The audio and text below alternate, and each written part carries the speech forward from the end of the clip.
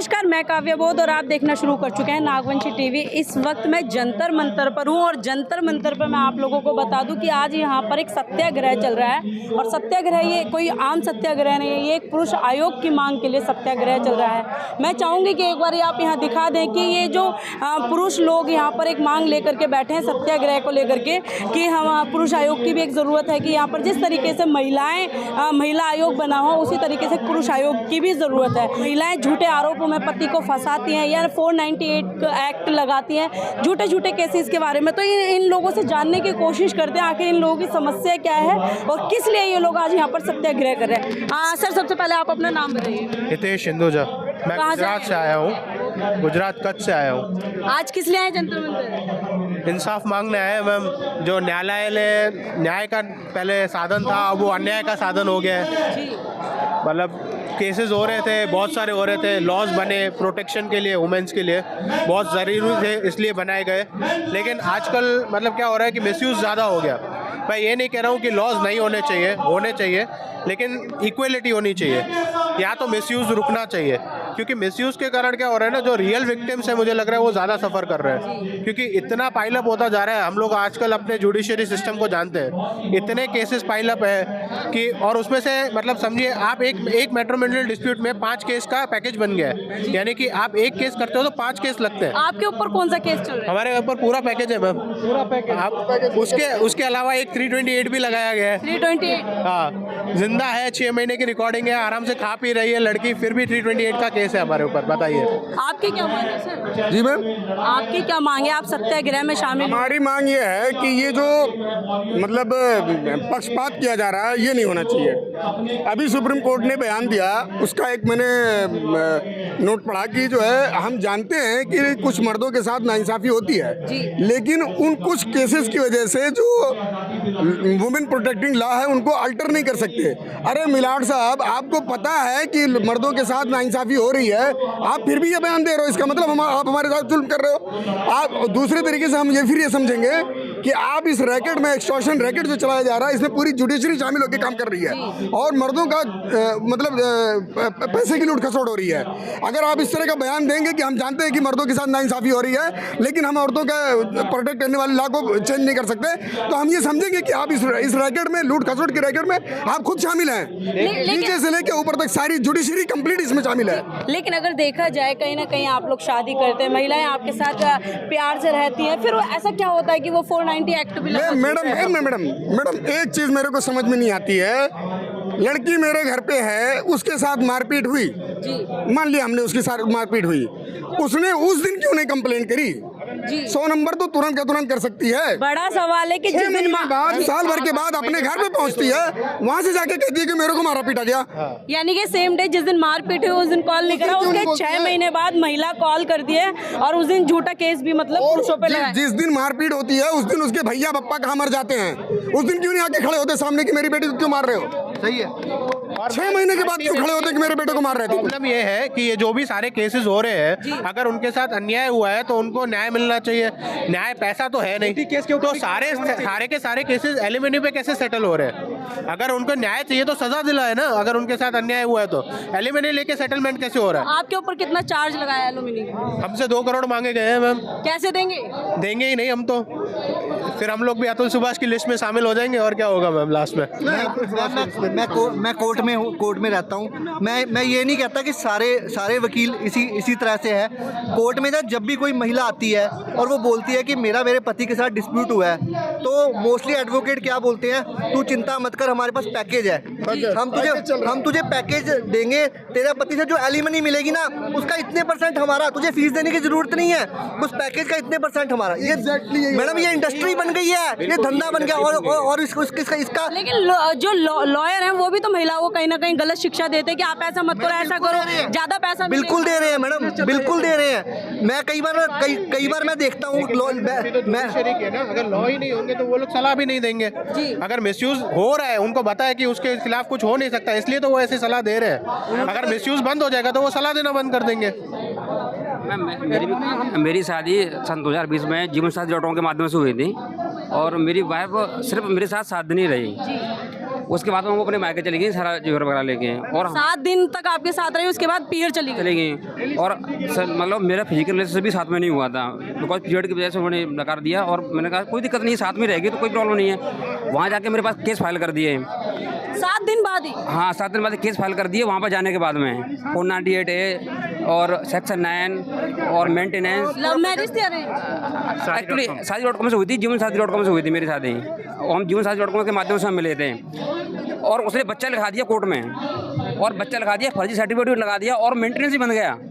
और मैं बार मैं जज साहब से बोल रहा हूँ, जज साहब मेरे साथ फिजिकल रिलेशन भी नहीं बनाया, और मैंने DNA के लिए एप्लीकेशन भी लगाई मैंने। जज साहब ने फिर भी कुछ भी उस पर कोई संज्ञान नहीं लिया, सुनवाई नहीं। यानी कि कहें कि कोर्ट के अंदर इतना झूठ चल रहा है कि 7 दिन शादी को हुए और शादी के 7 दिन बाद ही इनका बच्चा भी बना दिया गया महिला ने, यानी कि झूठा आरोप लगा दिया। और इसके लिए उन्होंने मैम, लेकिन जज साहब क्लियर भी नहीं रहा ये। अगर किसी और का बच्चा हुआ तो भी मेंटेनेंस तो उन्हीं को देना है, बाप को ही देना पड़ेगा। अगर अडल्टरी से भी बच्चा हो रहा है तो मेंटेनेंस तो बाप को ही देना है। तो वो कैसा न्याय हुआ? किसी का भी हो, लेकिन बाप को मेंटेनेंस का केस खत्म हो जाए, 95% केसेस खत्म होंगे, केसेस ही नहीं होंगे। बिल्कुल, सारा ड्रामा पैसे का है, सारा ड्रामा पैसे का है। यानी कि महिलाओं को पैसे दे दो तो सारे ड्रामा सारा खत्म। ड्रामा पैसे का है। केस इसलिए करती है कि ताकि मुझे एलिमोनी मिले, लंबा चौड़ा एलिमोनी मिले मेरा। मैडम, भैया और पप्पा को चाहिए। लालच आ गया, जहाँ लालच आ गया वहाँ हर रिश्ता खत्म हो गया। जी, ये तो क्लियर है। लालच आ गया वहाँ रिश्ते खत्म है। तो बीवी सबसे पहले अपने पति पे ही लालच करने के बाद जो रिश्ता खत्म करती है, उसके पास और रिश्ता खत्म करने के लिए कोई रास्ते नहीं है। अपने बाप से, अपने माँ से, अपने भाई से वो रिश्ता खत्म कभी नहीं करेगी, क्योंकि वहाँ उसको कुछ नहीं मिलना है पति से। तो पति से लालच आ गया अगर उसके मन में, तो सबसे पहले पति का ही रिश्ता है। ये सब काम करवाते हैं। माँ बाप को ही तो लालच है, पहले माँ बाप को लालच आता है, फिर बेटी को। यानी कि एक शादी कहें कि एक ड्रामा बना दिया, पैसा कमाने का जरिया। मैं अपनी बात बताता हूँ। मेरी शादी 2005 में हुई थी दिल्ली में। मेरी बीवी ने 2006 में मेरे ऊपर FIR कराई थी, 1 साल बाद। 2 ग्राम गोल्ड 2006 में शादी हुई और उसके 2005 में शादी हुई, 6 और 7 में मेरे ऊपर FIR हुई। मेरे को 2 ग्राम गोल्ड मिला था, सिर्फ ओनली 2 ग्राम्स। और मेरी शादी की दहेज की लिस्ट में 2 किलो गोल्ड है। वो दहेज की शादी की लिस्ट आज भी, यानी कि 2 ग्राम सोने को उन्होंने 2 किलो बना दिया। मेरे पास वो दहेज की लिस्ट 2000 एक सेकंड वो दहेज की लिस्ट आज भी मेरे पास 22 सालों से मेरे पास पड़ी है। दोबारा मेरे ऊपर 2022 में फिर दहेज का केस हुआ, 20 साल बाद। यानी कि पहले 2006 में हुआ, फिर 2022 में। यानी कि ऐसा केस क्या है कि मतलब 2005 में शादी होती है, फिर 6 में 490 एक्ट लगा दिया जाता है इनके ऊपर, यानी कि एक केस फिर डाल दिया जाता है, फिर थोड़ा सेटलमेंट होता है, फिर 2022 में दोबारा से केस डाल दिया जाता है। तो कहीं ना कहीं हमारे जो कानून की व्यवस्था है वो कहीं ना कहीं अभी थोड़ी सी खराब है, जिसके लिए पुरुषों को पुरुष आयोग की भी बहुत ज़्यादा ज़रूरत है, क्योंकि महिलाएं लगातार दिन पर दिन पुरुषों के साथ जितना अत्याचार कर रही हैं, और जिस तरीके से एक सर थे उन्होंने भी बताया कि 7 दिन शादी को हुए और 7 दिन के बाद उनका बच्चा भी पैदा कर दिया। यानी कि ये भी सवाल एक बड़ा गंभीर है कि 7 दिन के बाद बच्चा भी आ गया और वो कोर्ट में पेश भी कर दिया। 2006 में कंप्रोमाइज इसलिए कर दिया गया कि मेरे पास कोई प्रॉपर्टी नहीं थी, मेरे फादर मदर के नाम थी। अब इस बार मेरे पास 2 प्रॉपर्टियां थी 2022 में, जब उन्होंने 498 का किया। मेरी 2 प्रॉपर्टियों पे पहले उन्होंने कब्जा किया, मेरे ससुराल वालों ने मेरी 2 प्रॉपर्टियों पे कब्जा किया। उसके बाद दहेज का केस डाला, दहेज का केस डालने के बाद अब कंप्रोमाइज के 1 करोड़ और मांग रहे हैं। यानी कि पहले कॉम्प्रोमाइज हुआ, अब फिर कॉम्प्रोमाइज के लिए 1 करोड़ 1 करोड़ रुपया मांग रही है। 2 प्रॉपर्टियों पे कब्जा करके बैठी है, एक में रह रही है और एक का रेंट ले रही है। और मैं अपने रिलेटिव्स के घर रह रहा हूँ, कभी किसी रिलेटिव्स के घर रहता हूँ, कभी किसी के रिलेटिव के घर से रहता हूँ। मेरी 2 प्रॉपर्टियों में मेरे ससुराल वाले कब्जा करके बैठे हैं। यानी कि आप बताओ कि अगर ये कहा जाए कि 20 साल की लड़ाई है, मैं 22 की लड़ने नहीं आया, 20 साल पुरानी। मैं 2006 की लड़ाई से लड़ने आया हूँ। मैडम 1 महीने की शादी, लॉकडाउन की शादी, मेरी शादी ऑन रिकॉर्ड मुश्किल से 2-2.5 महीने चली होगी, और अब लड़की 50 लाख रुपए डिमांड कर रही है। इसलिए डिमांड कर रही है क्योंकि उसका मिर्गी का बीमारी, उसको जेनेटिकल मिर्गी की बीमारी थी, जो शादी के बाद खुल गई थी। धोखाधड़ी से शादी हुई थी, उसने हमें नहीं बताया था अपनी बीमारी के बारे में। और जैसे ही ये बात खुल गई, जैसे ही बात पता चल गई, तो लड़की ने उठा के 498A की दहेज की कंप्लेंट डाल दी, जो कि 498A की दहेज की कंप्लेंट डाल दी, जो कि महिलाओं को कानूनी अधिकार है, पुरुषों की सुनवाई नहीं है। अच्छा, जब उस बारे में मैंने बात रखी तो अब कंप्लेंट केस आ गया। मेरी लॉकडाउन की मंदिर की शादी है, 20 से ज़्यादा लोग इकट्ठा नहीं हो सकते, सरकारी आंकड़ा कहता है, लेकिन 10 लाख का मैं खाना खा गया, 50 लाख की लिस्ट आई है। लॉकडाउन में आपने शादी की, मंदिर में। लड़की की थोड़ी सी बीमारी आपको क्या थोड़ी सी नहीं, उसको मृगी की बीमारी है, 20 साल पुरानी। और ये बात भी मैं नहीं कह रहा हूँ, ये RML हॉस्पिटल कह रहा है मेरी शादी से 15 साल पहले, इवन 20 साल पहले। और 20 साल पहले RML हॉस्पिटल ये बात कह रहा है कि ये बीमारी उनके फैमिली में जेनेटिकल है। ये बात मैं नहीं कह रहा हूँ। उसने मुझे शादी से पहले ये बीमारी की बात नहीं बताई। जो शादी का कंसेंट है वो धोखाधड़ी के आधार पे लिया गया, फ्रॉड के आधार पे लिया यानी गया। कि लड़की की तरफ से फ्रॉड हुआ, लेकिन आपके ऊपर फ्रॉड का केस। फ्रॉड का, मेरे ऊपर दहेज का केस है जी। मेरे ऊपर दहेज का केस है, क्योंकि जो महिला ने कह दिया वो माना जाएगा। महिला कह रही है जी 50 लाख रुपए दे दो, महिला कह रही है जी दहेज का केस हो गया।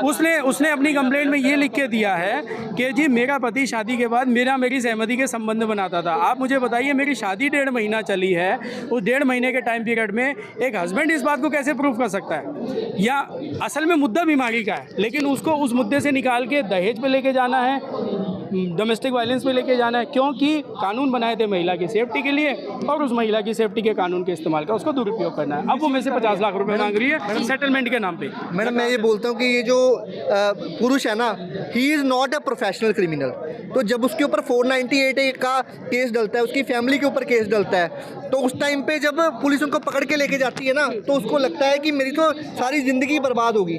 तो ये जो सुसाइड्स हो रहे हैं, ये क्योंकि he is not a professional criminal जो इन चीज़ों को झेल पाएगा। मेरे साथ मैडम मेरी पहली पत्नी की मृत्यु हो चुकी है, ठीक है, उनसे मेरी बेटी थी, उसके बाद मेरी दूसरी शादी हुई है। जो मेरी दूसरी बीवी है, उसने मेरी पहले वाली पत्नी से जो बेटी थी उसको किडनैप कर रखा है। मेरे से 2 करोड़ रुपए मांगे जा रहे हैं, मेरे ऊपर 498A और DV के केस डाले हुए हैं, ठीक है। और कोर्ट के अंदर मेरी मतलब जो वाइफ है वो आती नहीं है, ठीक है। और यहाँ तक कि मैं ये नहीं कहता कि पूरा जुडिशियल सिस्टम करप्ट हो चुका है, लेकिन जो वहाँ पे जुडिशियल ऑफिसर है उसके रिटर्न में से 2 लाख रुपए मांगे थे कि मेंटेनेंस कम करने के लिए, मैंने वो नहीं दिए, मेरे ऊपर मेंटेनेंस लगा दी गई। उसके बाद जब मैंने उस जुडिशियल ऑफिसर की कंप्लेंट की तो मुझे उसने जेल में डाल दिया। मतलब इतना सिस्टम यहाँ पे मतलब प्रॉब्लमेटिक हो चुका है। मैं ये कहता हूँ कि मेरी खुद की बेटी है, हम लोग ये नहीं चाहते कि ये जो कानून है इनको बंद किया जाए, ठीक है। ये कानून महिलाओं की सेफ्टी के लिए बनाए गए हैं, लेकिन